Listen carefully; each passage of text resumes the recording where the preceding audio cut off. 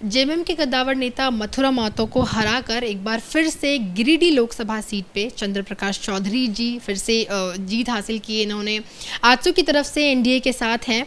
Sir, सबसे पहले तो आपको दूसरी बार जीत की बहुत बहुत बधाई। चलिए, आपको भी धन्यवाद।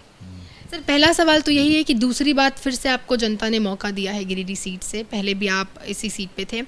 पहला सवाल तो सर सबसे ज़रूरी यही बनता है कि क्या, क्योंकि एनडीए की सरकार और इस बार जो है पूर्ण रूप से बीजेपी को बहुमत नहीं मिला है, तो ऐसे में एक एक सीट बहुत ज़रूरी हो जाता है। तो क्या मंत्री पद की डिमांड आजसू की तरफ से रहेगी और आप क्या इसको लेकर सोचते हैं, आपका क्या कहना है?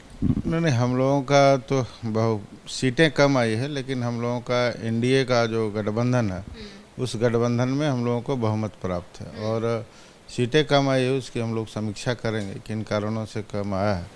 लेकिन निश्चित तौर पर जनता ने जो मैंडेट दिया है उसमें एनडीए को मैंडेट दिया है, तो निश्चित है नरेंद्र मोदी जी तीसरी बार प्रधानमंत्री बनेंगे।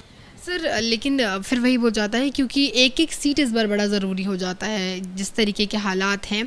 तो जो मोदी जी 3 पॉइंट यानी कि जो सरकार तीसरी बार बनाने जा रहे हैं, इस बार झारखंड की अगर मैं स्पेशली बात करूं तो पिछली बार के मुकाबले सीटों में कमी आई है। पिछली बार जहां 12 थे वहीं इस बार 9 में सिमट कर रह गए हैं। क्या लगता है कि जनता ने इस बार किन गलतियों की वजह से मौका नहीं दिया, किन गलतियों की वजह से अर्जुन मुंडा जी हार गए या फिर कई नेता हार गए, दुमका सीट भी निकल गया हाथ से? क्या लगता है?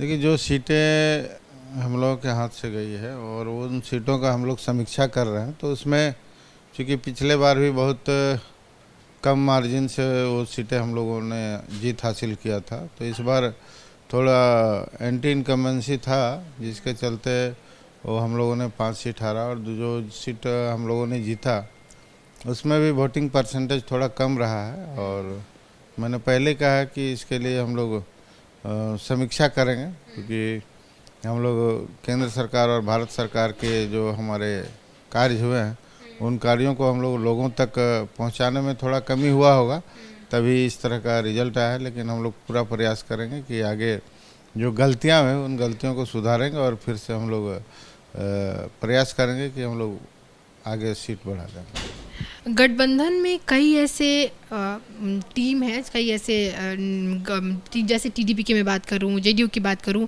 जो मोदी जी की कई पॉलिसीज़ पे या मैं कहूं तो पिछली सरकार की पॉलिसीज़ से बहुत वाकिफ़ नहीं रखते। चाहे टीडीपी की बात करो तो यूसीसी को सपोर्ट नहीं करते, वन नेशन वन पोल को सपोर्ट नहीं करते, साथ ही अग्निवीर योजना जो काफ़ी चर्चा में रहा था, इसको भी काफ़ी ज़्यादा समर्थन नहीं मिलता। तो क्या आजसू ये जो तमाम नीति बनाई गई है मोदी सरकार की तरफ से, क्या आजसू का इनको समर्थन है और आगे क्या आजसू का इनको समर्थन मिलेगा?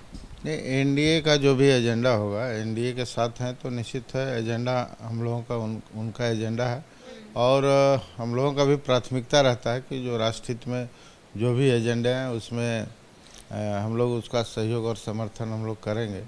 और कुछ इशू है इसलिए एनडीए का भी बैठक होगा, तो जो इशू में बदलाव आना है या कुछ डिसीजन लेना है तो उसमें वो लोग एनडीए के फोल्डर का जब बैठक होगा उसमें उन सारे विषयों पर चर्चा करेंगे।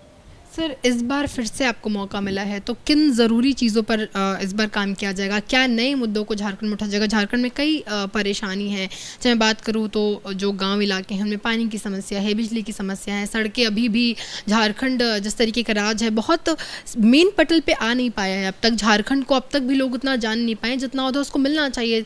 प्रकृति बहुत ज़्यादा है, टूरिज़्म प्रकृति के हिसाब से कम है, तो क्या इन चीज़ों पर भी काम किया जाएगा? देखिए, कई कारण हैं, चूँकि हम लोगों ने जो पिछला 5 साल का जो एक्सपीरियंस रहा है उसमें राज्य सरकार का और भारत सरकार का तालमेल का कमी रहा है।